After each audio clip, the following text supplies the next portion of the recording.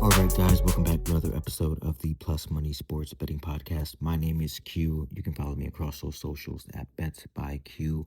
And of course, this podcast is brought to you by Black Sheep Betting, where it is a dog's world. Quick recap from last night. Cashed on the under 43.5 in the Thursday night football game, but we missed on Torrey Horton's over 22.5 receiving yards. He landed with one catch for 10 yards in the first quarter, too, so we kind of just got teased the rest of the game. But still, this game was a perfect example of why we always talk about key numbers. The total closed at 43. We landed right on it. That hook made all the difference. If you bet the over here, you lost. If you bet the under, you won, depending on your book, if you got the 43.5. But that's how razor sharp these lines are going to get. It is a foreshadow of how tough it is going to get as we roll into October. By this point, the sports books have 4 full weeks of data to feed into their simulations. Their models are dialed in, and the edges only get slimmer.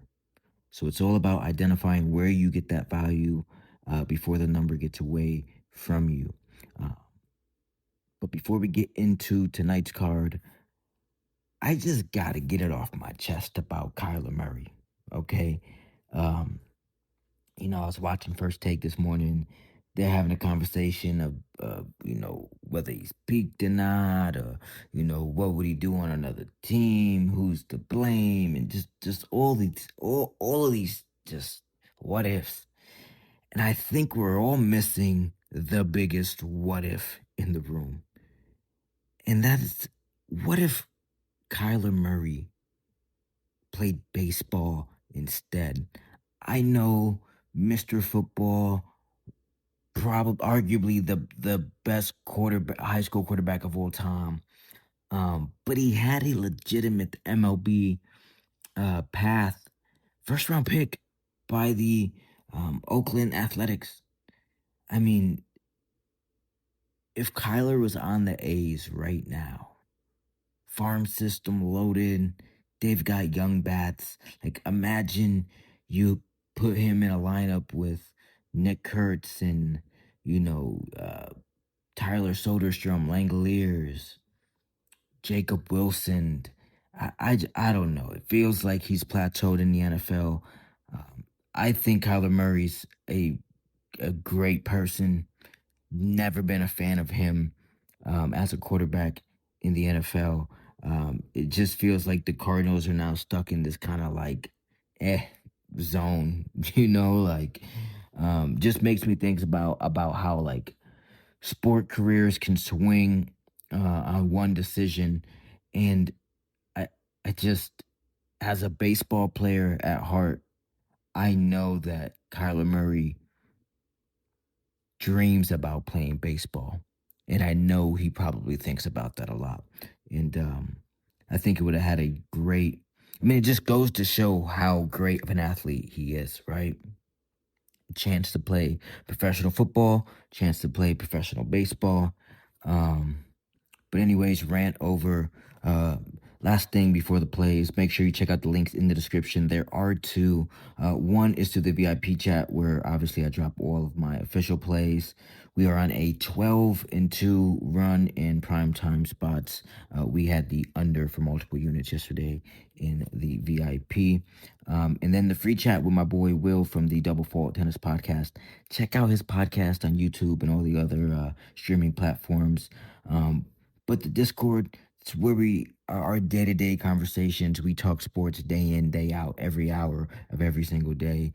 In the Asian swing right now in tennis, so you'll see us really dialed in around the 10 p.m. hour, all the way until the sunrise on the East Coast. But both communities are buzzing. This is the time of year you want to be in the mix. I promise you, you do not want to miss out. All right. 2 plays today. I know I said I wasn't going to bet any more baseball, but one of the plays is baseball, okay? And if you don't want to play it, totally understand. I'm always the first to say, let's stick to what we know, stick to what we do, and stick to what we say. It's all about having discipline here. But when I see value, I'm gonna take value. But before we get into the baseball play, I want to hop into this matchup today in college football between Arizona State and TCU. One of my favorite setups in college football, and it comes, really quite regularly, and you have to just keep an eye out for it. But a ranked team that is going on the road against an unranked opponent, the market consistently overvalues the numbers next to the name. People see ranked team and assume that's the side. Historically, that has not been the case. It's actually been a really, really good fade spot. The unranked home team covers and wins outright at a tremendous clip, something around 68%, dating back 7 to 8 years. And tonight it's TCU walking into Tempe against Arizona State University. Look at this setup for TCU. Coming off an emotional win over SMU. That's a game that they circled all off season. They went all out. And now, just a few days later, on a short week, they have to hit the road and go to the desert. Screams letdown spot. Josh Hoover's been steady for them, but to be honest, TCU's entire identity right now is built on their passing attack and built on.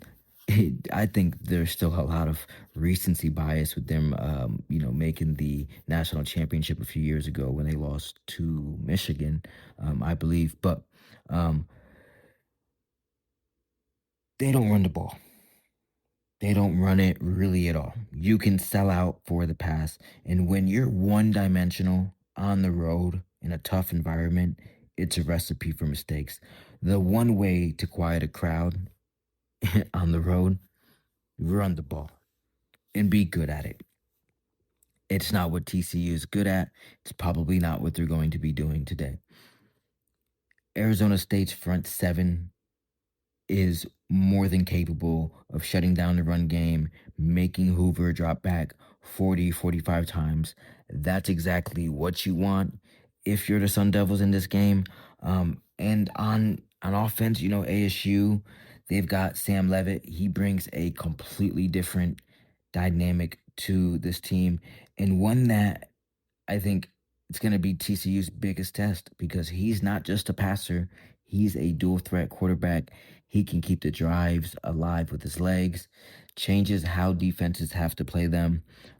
If Arizona establishes the run early, and they should be able to, it's gonna open it's just from there. It's just gonna open up the play action game. Okay, and then TCU out the gate, their secondary's playing on its heels. That's how I see this game playing out. That's when the big plays come. That's when this one can get out of hand. Here's the kicker. Ranked team against an unranked team. The unranked team is the favorite. We've got to lay some points here. I believe TCU wins. I believe they cover the spread. You'll see it at 3. I'm getting 2.5 on FanDuel. I'm getting 2.5 on DraftKings. Shop around. I like this all the way to 3. Ideally, you do not want to get anything higher than 3. So if you see this, get bet up to 3.5. I do not like it at 3.5. Another example of a key number. If you get to 3, you have the push insurance if they win by exactly 3. If we get to 2.5, which is what I am striving for, shop around. You should be able to get that 2.5. But the book is sending us a message here. Don't buy into the number next to the team name.